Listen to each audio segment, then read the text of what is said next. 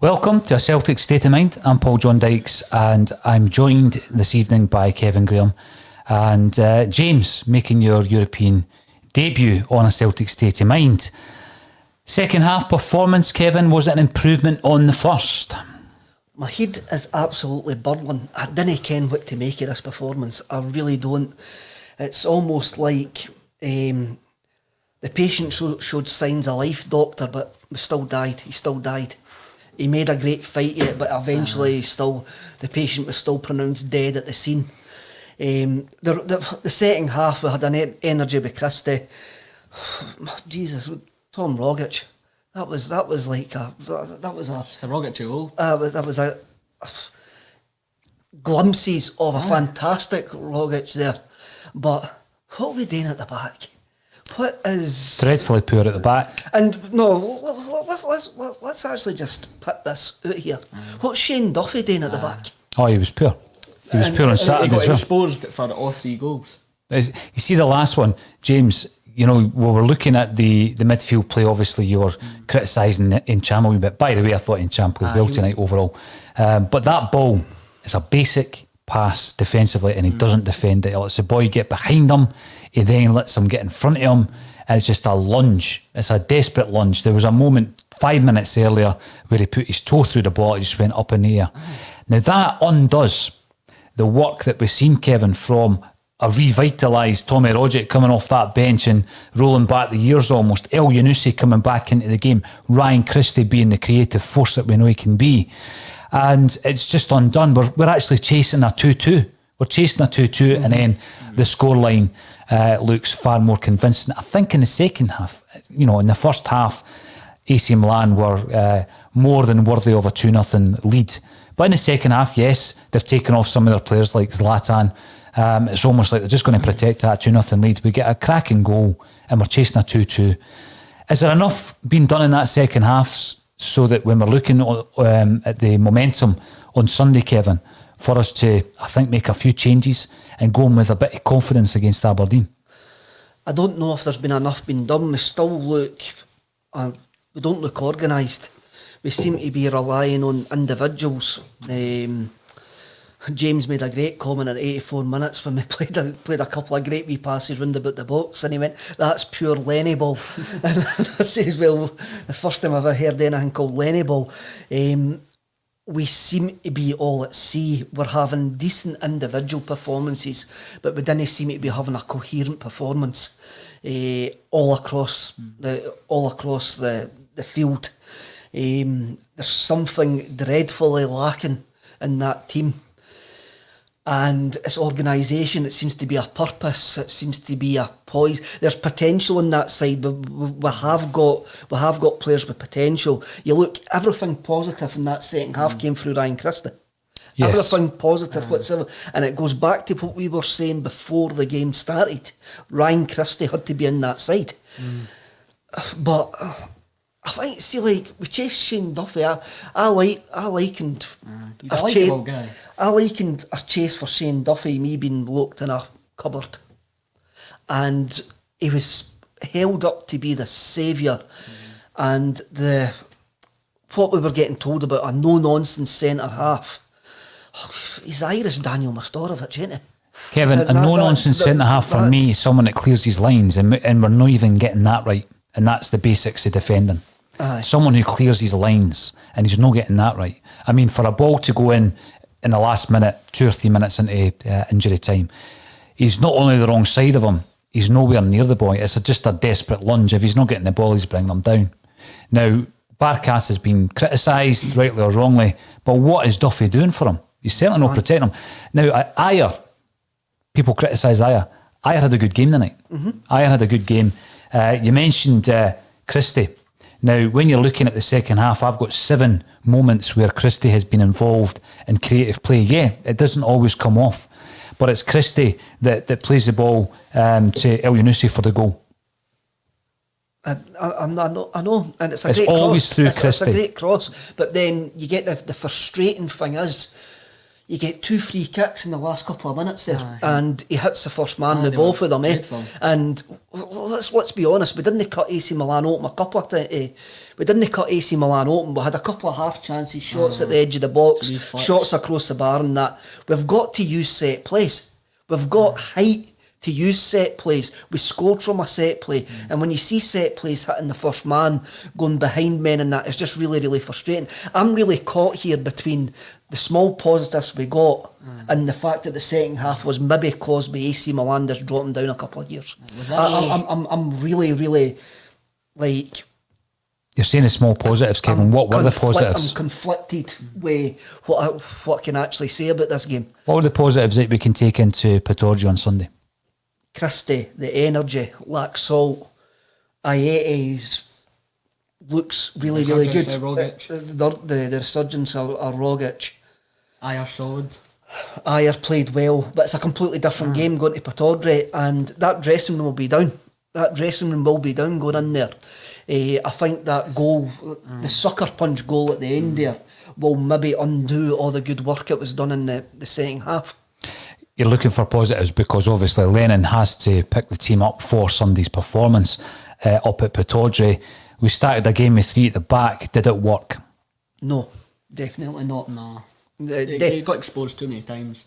They got in behind far too many times. Theo Hernandez got in, 3 or 4 times in that first half, and then Duffy exposed right at the end there.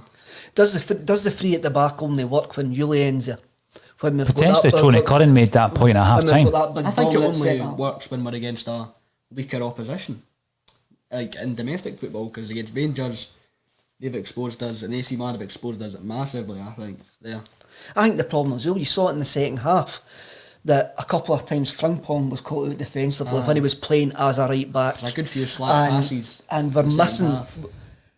Tonight, if El Hamed is fit, and there's no point about the players missing, but we've got to mention the players missing. We have got to mention the players missing. El Hamed's playing right back tonight in that game, and he's given us that more a defensive option. I love wee Frimpong. I love him going forward in that. Guy, but we have a problem the way where to fit him in that team. We really do. I was maybe a bit hard on him when he burst in, when he took the ball back past Fernandez in about the 83rd, 84th minute there, and he hit the first guy with the ball and he gave us a corner. You can see him, he was raging with himself after it, and you see Lennon showing... That was the type of chance against Riga. He played the perfect pass. He played the perfect pass. Yep, and there's the opportunity for 2-2, and then obviously 5 minutes later we're 3-1 down, as you say, the sucker punch. Let's have a wee look at some of the comments coming through. We didn't have a chance at half time to go through many of them, but I could tell just by looking at a cross section on that most Celtic fans were very disappointed with the first half performance. Joe Porter, who joins us on a regular basis on the broadcast, and you're watching via YouTube, much better second half performance against a great team. Do you think Milan are a great team? I mean, as you were saying beforehand, 20 games unbeaten. They've only conceded 1 goal in Serie A this season, and they've scored 9 goals in their 4 games, so they're a solid team. So I think we've done decently in that second half. They did take some of the stars off, like Zlatan. They replaced them with suitable replacements like Leao, but I think we performed well. Mm-hmm. You've got to have a look at the 3 subs that they brought on all played at the weekend. When they made that, when they made the 2 quick changes. There's no brought on nobody. They haven't brought on nobody. They've brought on first. They've brought on first team players. Mm-hmm. So it's not as if it was a draw them a standard. But I do think there was maybe an Italian mentality there where they're 2-0 up. They know that the game's won. They do know that the game's won at 2-0, and they're trying to manage the game out. Whereas other teams that maybe weren't Italian would have tried to go for the jugular in that second half. And maybe this is where I'm a wee bit conflicted with how I'm not ranting and raving about the second half performance, and how I'm only seeing it as small positives, but no the big positive that I was looking for at the start of the night. They defended really well. You'd expect that for an Italian team. Simon Kjaer headed away pretty much all the crosses. Ryan Christie about 3 or 4 corners and free kicks that got headed away. Well, to pick up on that point, James, I mean, Kevin, you said earlier about the aerial threat of Celtic. What is that? Because I look at that, a free kick getting lined up, and you can see Shane Duffy and Chris Ayer, and obviously they're getting into position so that Duffy can attack it. I've never seen Ayer scoring a header. I was going to make a point of that. For the height of him. He's not a threat. He's not a threat at a corner kick. He's not a threat at a set piece. Yeah, Shane Duffy scored a couple of goals. Julian as well, but he's Julian. not there. Yeah, Julian's a massive miss at the moment. And it's not that situation, you know, like a player, Kevin, who like Bobo Baldo, who disappears for the side and all of a sudden he becomes the Messiah.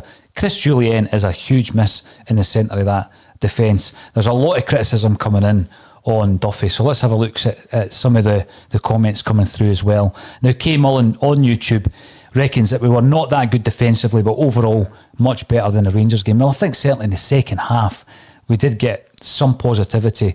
Kevin, I think you are. If you were to analyse it again, you're maybe being swayed by that sucker punch. You know, the second half, 1-1 against AC Milan.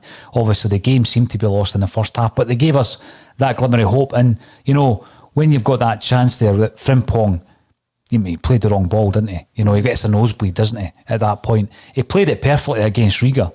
But on tonight's showing, he's still got a lot of work to do with his distribution.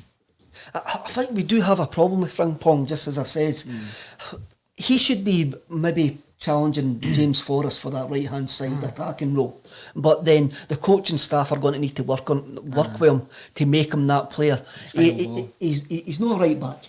I think we just need to give up on him as a right-back. He makes some good recovering runs, I think. But that comes from his own errors. Aye. I think it's his pace that lets him make the good recovering runs. But I didn't understand how he was scared to take on a half-fit Borna Barisic against Rangers. But tonight, Teo Hernandez, our first superior left-back to Borna Barisic, and he skinned him alive like 2 times in the first half and then right at the end there, but the final ball was just lacking. Here's a point as well in relation to Scott Brown, because I wanted to speak about Brown and the fact that he came off and it was the right substitution. James, we spoke about it seconds before it happened. Sean, you're commenting on YouTube, and for everybody who is tuning into the bulletin on YouTube, make sure that you subscribe to our channel, and everything that we do is free of charge, and we do multiple daily broadcasts, but we played with far more fluency when Scott Brown went off. Now, Kevin, what was your thoughts overall? I thought he was fairly anonymous. I have to agree with you there, and I have to agree with the commenter there that we did play with far more fluency when he wasn't there. What Scott Brown brings to the team is probably more mentally than physically now. More talent, more mentally. But when you look at that, would we need Scott Brown at Pittodrie when we're going to have a lot of the ball at Pittodrie on Sunday? Will we need Scott Brown? Would we be better with a more fluid midfield where we're going to keep the ball, we're going to be dynamic on the ball? I think you've got to say, based on what we've seen in the last 2 games, you've got to say yes. But then it wasn't that long ago that we had to bring him on against St Johnstone to actually give the team an absolute kick up the arse. I think it's to be expected though, when you take off a defensive player in Scott Brown and bring on 2 sort of more attacking, creative midfielders and Tom Rogic and Brian Christie, we're obviously going to make more chances.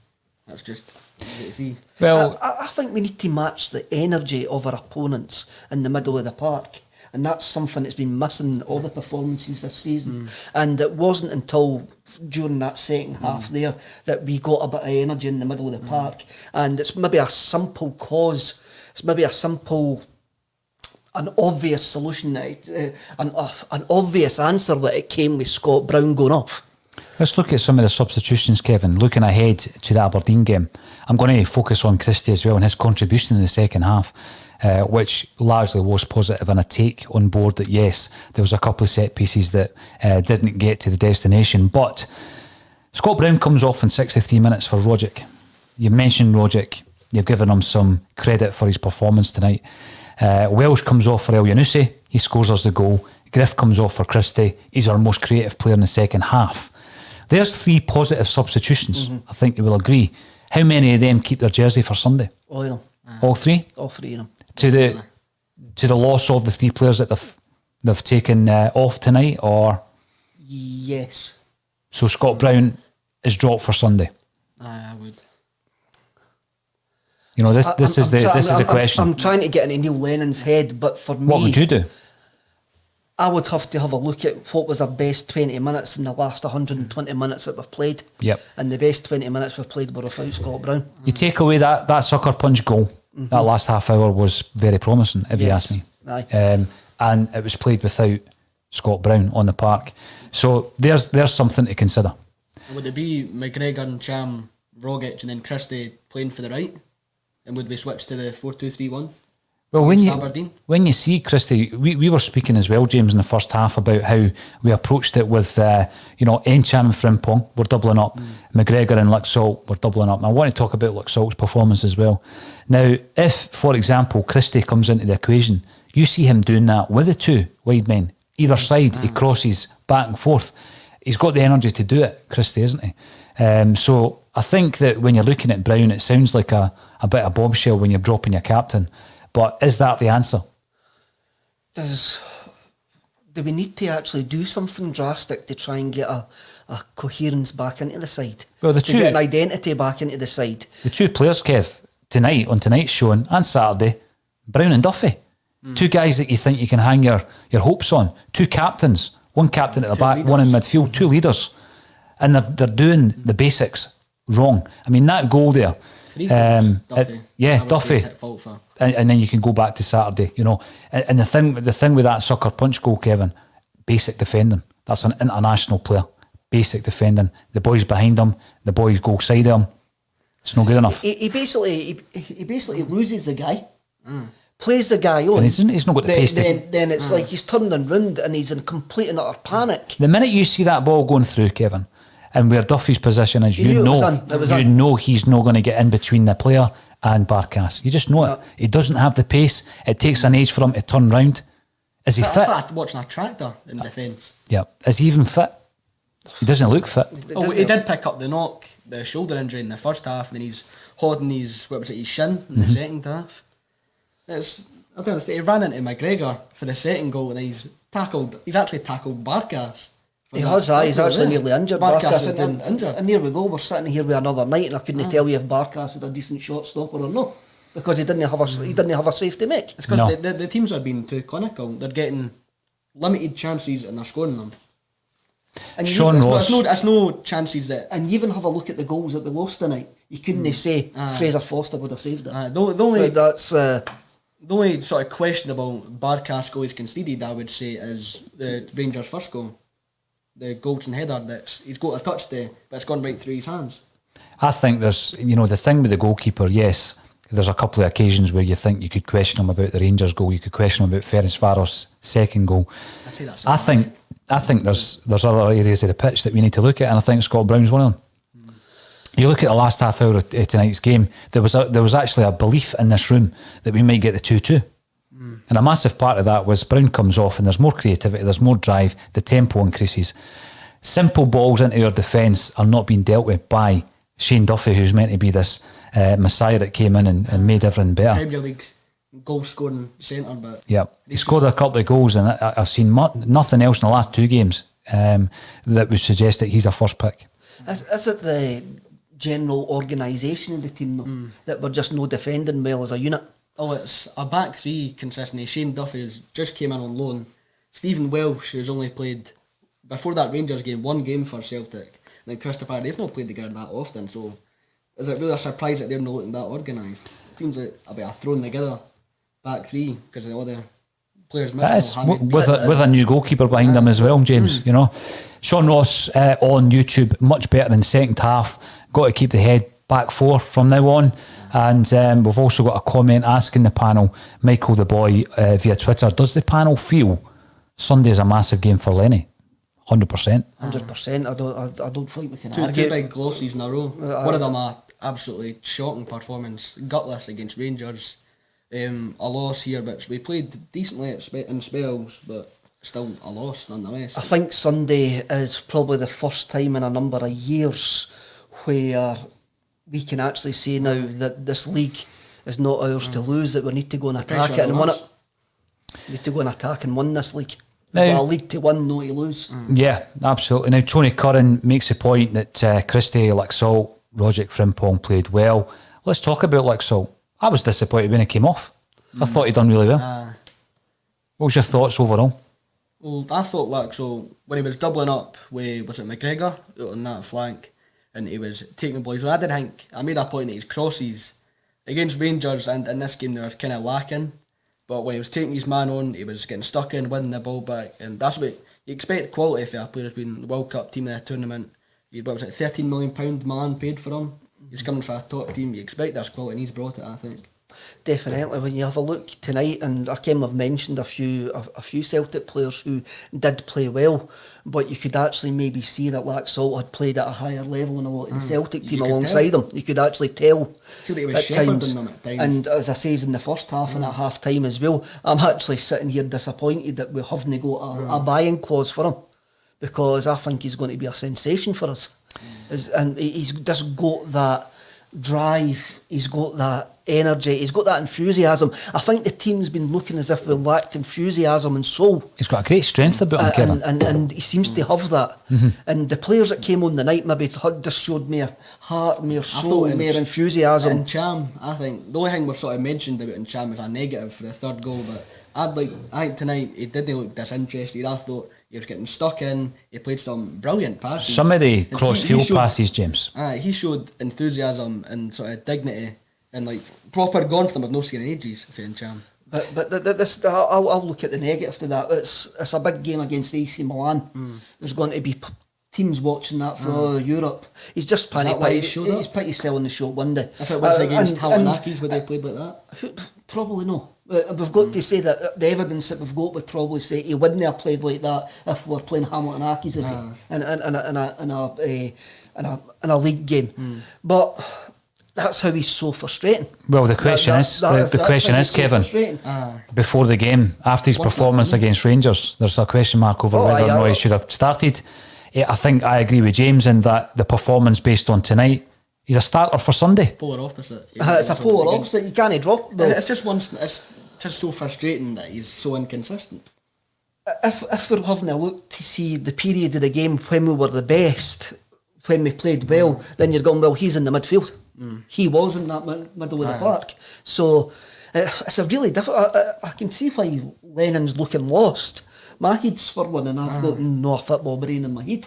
But there's so many options, there's so many questions. He doesn't know his best 11, There Kevin. just doesn't seem to be a simple solution to our problem. He hasn't known his best 11 all season, because there's the jokes on Twitter about him picking the names out of a hat, the Lennon Lotto. You didn't care what team's going to come out next. You didn't know which one you're going to get via WhatsApp either now. Paul Bosas via Facebook. Welcome back, Paul. Christie would be a lot better if he took the free kicks off him. Listen, it's not a bad point. I know. Sometimes it highlights a bad performance, but let's have a look at his second half performance. 55 minutes, Christie, he tries a speculative effort, but we're crying out for an effort at that point. Okay, then. No shots on target at that point. 63 minutes in, another shot for 40 yards. And then on 67 minutes, he wins a free kick, 20 to 25 yards out, 67 minutes. And then he flights it in. When it comes to the actual goal, there's a cross to Ayeti, which creates a chance on 71. And then on 75, it's a cross to El Yunusi for a goal. The 1-2 with Frimpong that, created another chance on 79 minutes where Frimpong should have done better. It's all channelled through Ryan Christie. And I think sometimes, like Paul says, he takes so many bad corners, so many bad free kicks that people think he's had a bad performance because the errors stay in your mind. But when you look at the positives, Ryan Christie was the most positive player on that park for Celtic. With Rogic as well. Some of the flicks and tricks, the crowd would be up off their feet if there was 60,000 in there at Celtic Park. If I'm going to go back to the points that I made. If there was a crowd in that stadium tonight, I think we're sitting here with a 2-each draw. I don't know. I think we're sitting here with a 2-each draw. I really do. I think the players would get too committed to going forward and end up getting caught out. Well, there was nobody there and we ended up getting caught out. So if there's people there, I think we would have been sitting here with a 2-each draw if there would have been a crowd in there tonight. There is a point, and I think you made it yourself, Kevin, in the second half. We're getting a point in from Facebook saying that we always get the sucker punch at the end, and they feel that Milan dropped down the gear, to be honest. So you're talking about a 2-2. I do agree with what you said in the second half. Milan had it in them to pick it up a gear as well. Definitely. So Celtic might have been driven on by the capacity home crowd, but I think Milan, for a spell, played within themselves, didn't they? They've done a natural Italian thing. They were going to manage the game out. They've got a big game against Roma at the weekend. They had an eye on that. They know that they took their chances in the first half so they could just rest the important players, Kessie, Ibrahimovic in the second half. They know they're a better team than Celtic. And sometimes they get caught out like that. But come on, I'm trying to be a wee bit positive here. I think if we were in the ground tonight, we would be walking away with a 2 each draw. I'd love to think about that would be the case. I was just hoping we would get the 2-2 tonight just to give us that momentum again, Kevin. Let's look ahead to Sunday. And what do we do? What do we do with this team? We do have loads of options. I would hope that Ryan Christie is a starter for a kick-off. Tell me how you think we're going to line up, Kevin. At this precise moment in time, it's probably difficult to see past the team that we finished with, apart from Kamala. You'd probably see Ayeti up front instead of Welsh Kamala. would be on. I think Lennon subbing him off shows that he trusts Iron Duffy is, with all these players injured and stuff, that Iron Duffy would be his centre-back partnership. I wonder if when you saw Lennon and Gavin Stratton looking at the laptop, I wonder if that was the moment they decided to move back to a back four, because they seem to be talking about... Did we start with a back four on Sunday? We should. Is Lennon going to do it though? He seemed to have learned from his mistake at half time. We talk about Lennon being stubborn, but he made the change. It was a bit too late because it was at half time. The change should have been made before the game.